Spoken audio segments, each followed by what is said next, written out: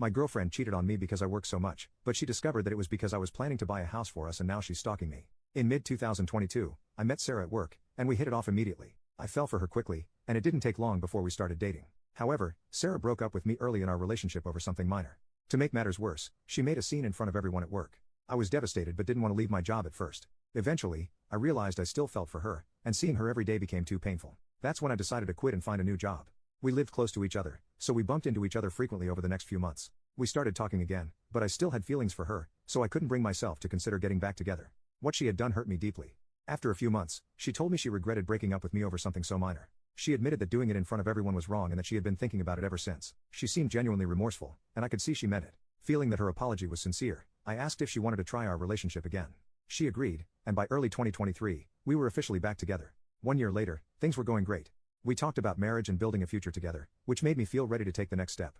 I decided to surprise her with a proposal and started working extra hours to save for a house so we could marry soon after. I didn't tell her why I was working so much because I wanted it to be a surprise. Then, out of nowhere, she asked for a break. I was blindsided, and when I asked why, she refused to explain. Around the same time, I noticed she had been talking nonstop about a new guy at her workplace. But suddenly, she stopped mentioning him altogether, which made me suspicious. Confused and hurt, I reached out to one of my close friends, Emily, who, along with her boyfriend, still worked at the same place as Sarah.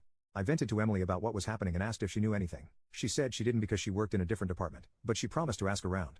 A few days later, Emily got back to me. She told me that Sarah had been feeling like I was distant lately, especially with me working extra hours and not going out much. Emily said some of Sarah's colleagues had been encouraging her to take a break, claiming I wasn't treating her well and wasn't as invested in the relationship. On top of that, they were trying to match her up with a new guy at work, saying they'd make a better pair. I told Emily about my plans to propose and buy a house for Sarah and me. That was the reason I'd been working so much. I wanted to surprise her with something big. After about 2 weeks, Sarah called me and asked to meet up.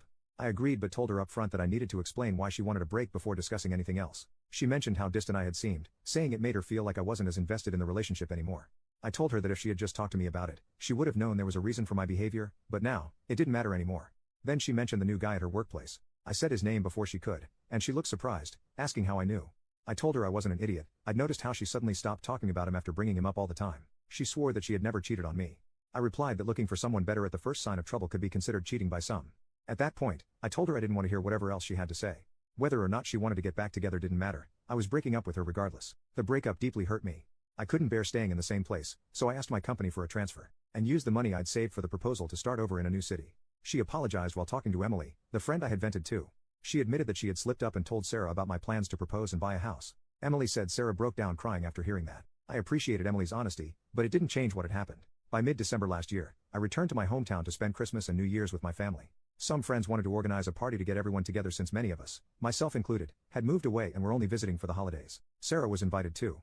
We barely interacted that night, just a quick hi in passing. At one point, I glanced at her and saw her smiling while chatting with a group of women. That smile brought back so many memories. I realized that seeing her smile still made me feel the same way I did the first time I saw it. I thought to myself, how screwed up am I that I still feel this way? Despite those lingering feelings, I was still sad and deeply hurt by how things had ended. Looking back, I also started to blame myself. I should have paid more attention to how she was feeling.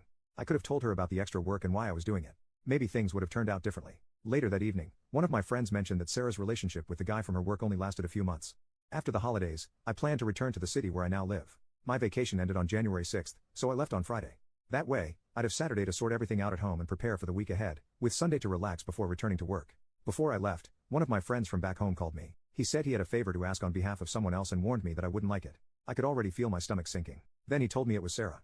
She was moving to the same city where I lived to work at her relative's company, and she needed a ride. He asked if I could take her. I didn't even think about it before I said no. The idea of being stuck in a car with her for hours was too much to bear. It would have been painfully awkward, just like the party, and I wasn't ready to put myself through that.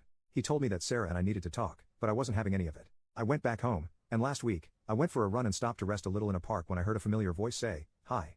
It was Sarah. She tried to start a conversation by asking how I was and mentioning that we didn't get a chance to talk at the party, but I cut her off, saying I didn't want to talk to her. She told me not to be like that we needed to have a conversation, but I said no.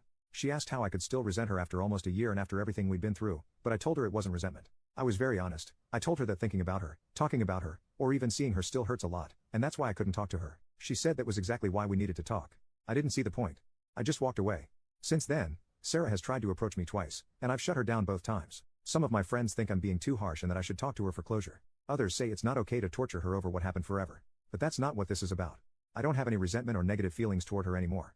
I even recognize now that I share some of the blame. But it still hurts. I can't talk to her because it's like reopening an old wound that never fully healed.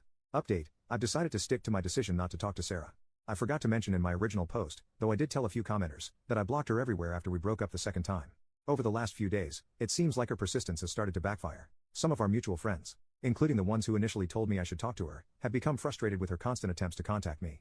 They've started turning on her because of it. 3 days ago, Emily, the friend I vented to back then, made a post on social media about stalkers. She didn't name Sarah, but many people knew what she meant.